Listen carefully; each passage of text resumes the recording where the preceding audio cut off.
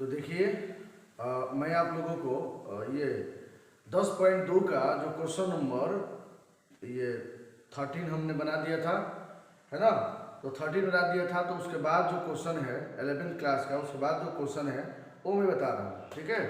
तो 13 तो आप कंप्लीट कर लिए, आप 14 देख लीजिए। 10.NCERT 10.2 का क्वेश्चन नंबर 13 कंप्लीट हो गया था। अब 14 देखो, है ना। 14 में क्या है कि बिंदु 02 से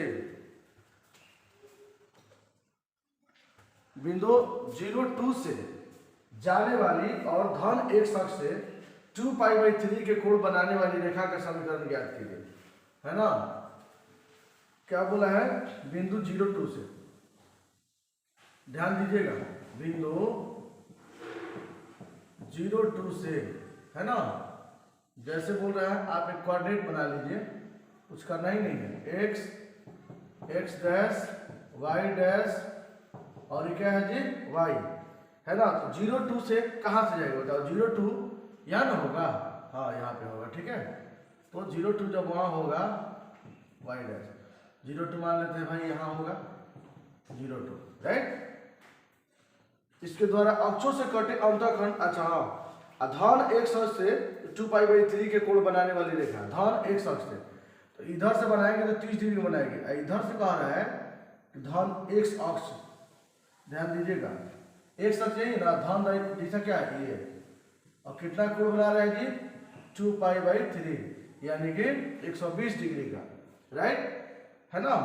तो कह रहा है भाई, है ना, इतना से जाने वाली इतना रेखा का समीकरण ज्ञात कीजिए। इसका समीकरण निकालना है, यही रेखा है, रेखा मान लो क्या है? L1 है ना। तो यहाँ पे दे दिया है थीटा बराबर दे दिया है 2π/3, है ना। थीटा बराबर 2π/3 दे दिया है ना। तो आप बताइए कि इसका ढाल क्या होगा, यानी L1 का ढाल क्या होगा? L1 का ढाल होगा, है ना, tan थीटा, है ना, tan थीटा। इसको हम M1 भी कह सकते हैं, बोलो tan थीटा। अब बताइए तो कितना होगा tan थीटा? tan थीटा का वैल्यू कितना है बताओ? tan 2π/3, है ना, tan 2π/3। इसको हम तोड़ेंगे छोड़ो, ये हो जाएगा tan 2π/3, तो हम लिखेंगे पाई प्लस, है ना, पाई माइनस, और इस तरह से हमारा वैल्यू जो है पाई बटा कितना होगा? 3, है ना। तो अब वैल्यू हो जाएगा माइनस tan π/3, कहे से कि पाई माइनस π/3 जो है सेकेंड क्वाड्रेंट में है, और सेकेंड क्वाड्रेंट में tan नेगेटिव होता है, सबको पता है। यहाँ हो गया माइनस tan π/3, मतलब 60 डिग्री, tan 60 का मान होता है √3, माइनस लगाए तो हमारा कितना होगा? √3, इसलिए। और L1 जो है बिंदु, एक बिंदु से पास कर रही है, देखिए यहाँ बिंदु दिया हुआ है ना। तो L1 का समीकरण जो होगा y minus y1 M1 x minus कितना? x1, y माइनस y1, तो y1 कितना है जी? 2, m कितना है? M1 कितना है? माइनस √3, x माइनस कितना? 0। तो y minus 2 is equal to, है ना, माइनस √3x, इसको इधर ला दो, √3x plus y minus 2 equal to कितना? 0। ये हमारा समीकरण हो गया। तो इस तरह से हम इसको बना सकते हैं।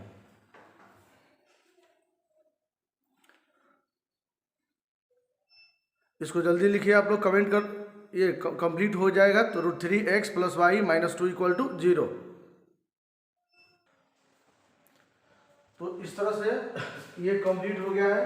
अब इसी क्वेश्चन में एक और दे दिया है, छोड़ो, क्वेश्चन नंबर 14 में एक और दिया है। देखिए कह रहा है कि इसके समानांतर, यानी इस रेखा के समानांतर, इस रेखा के समानांतर, है ना, और y अक्ष के मूल बिंदु से 2 इकाई नीचे, y अक्ष के मूल बिंदु, यही ना मूल बिंदु है, क्या है? 0 0, और इसके 2 इकाई नीचे, यानी यहाँ पे, है ना, 2 इकाई यहाँ पे हो गया नीचे, समझिएगा, यानी 2 इकाई नीचे छोड़ो, 2 इकाई नीचे, यानी जो पॉइंट होगा ये 0 और क्या होगा? -2, और इसके समानांतर, तो इसके समानांतर रेखा मैं खींच रहा हूँ, जरा देखिएगा, इसके समानांतर और इस बिंदु से जाना चाहिए, है ना। आप बताइए, जो समानांतर रेखाएं होती हैं उसका कोण जो है वो बराबर होता है, याद रखिएगा। उसका कोण क्या होता है जी, बराबर होता है। यानी कि हो गया 2 पाई बटा में कितना 3, है ना, कोण इसका बराबर है। इसका नाम हम दे देते हैं L2। L1 L2 के समानांतर है, साफ क्लियर बोला है। और एक बिंदु से पास कर रहा है, देखो है ना, ये बिंदु, ये आप समझिए कि A से पास कर रहा था, तो ये किसे पास कर रहा है, A डैश से, बस बन गया। L2 का ढाल है ना और L1 का ढाल दोनों का सेम होगा। काहे भाई, यहाँ पे साफ है क्लियर कि L1 समानांतर है किसका, L2 का। तो फिर L2 का ढाल जो है वो हमारा हो जाएगा बराबर L1 का ढाल, है ना जी, L1 का ढाल, यानी कि हमारा क्या है M1। L1 का ढाल हम निकाले हैं -√3, यानी हमारा M2 का वैल्यू निकल गया। इसलिए L2 का जो समीकरण होगा वो होगा छोटू y माइनस, है ना, y1 equal to M2 x minus क्या x1।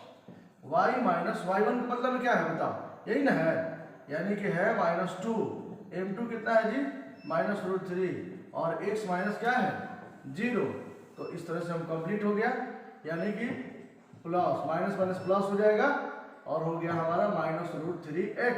इसको इधर लाओ, है ना, √3x plus y plus 2 equal to 0, यानी कि L2 का समीकरण हमारा कंप्लीट हो गया, √3x plus y plus 2 equal to क्या 0, है ना आंसर। तो इस तरह से हम L1 और L2 दोनों का समीकरण हम निकाल लिए, है ना, नोट कीजिए जल्दी इसको।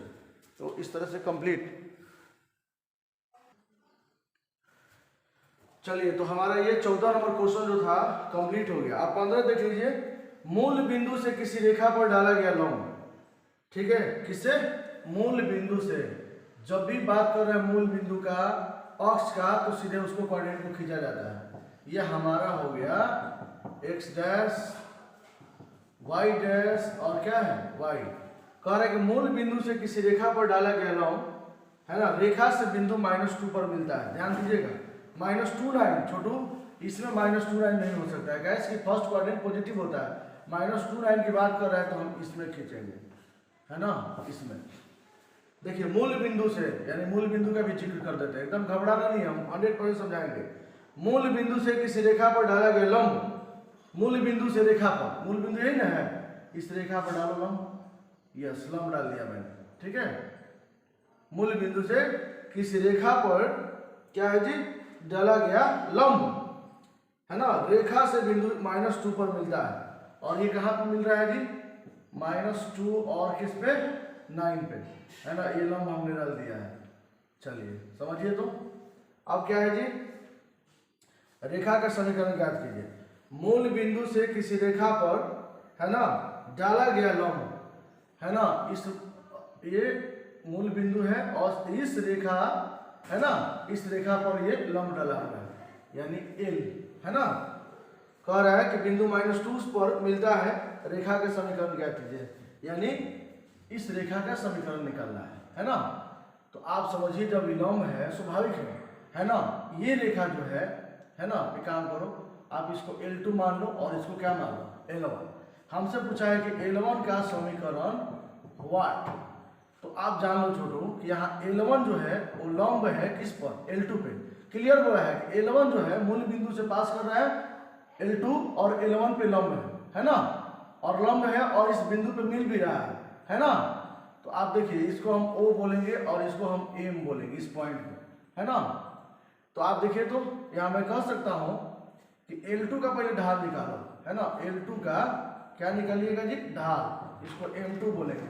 L2 जो है वो दो बिंदु से पास करेंगे, O से और M से, तो होगा क्या होगा बताओ, y2 minus y1 by x2 minus क्या होगा x1, ठीक है। y2 का मतलब में क्या बताओ, 9 माइनस 0 और -2 माइनस 0, यानी कि 9 बटा में -9 बटा में कितना हो गया 2, L2 का ढाल। अब जान लीजिए कि चूंकि, है ना, यहाँ पे होता है L1 जब लंब होगा L2 पे, तब मैं कह सकता हूँ कि M1 इंटू M2 बराबर कितना -1, है ना। आप बताइए कि छोटू M1 का वैल्यू मुझे जानकारी नहीं है और M2 का वैल्यू है -9 बटा 2 बराबर कितना, है ना, -1। और ये बताइए, ये उधर जाके माइनस में तो कट गया, यानी कि m1 बराबर हो जाएगा, ये 2 उधर चला जाएगा, 2 बटा कितना 9।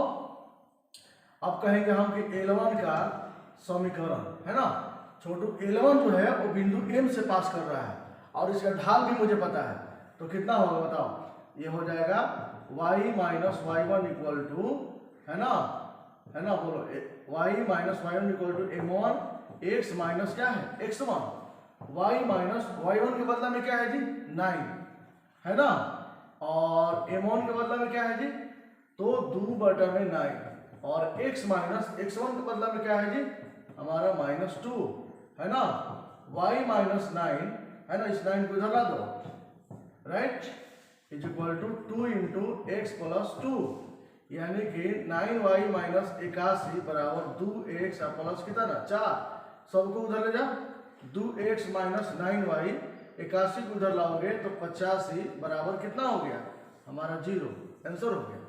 तो इस तरह से हम कहेंगे कि हमारा ये कंप्लीट हो गया, ठीक है।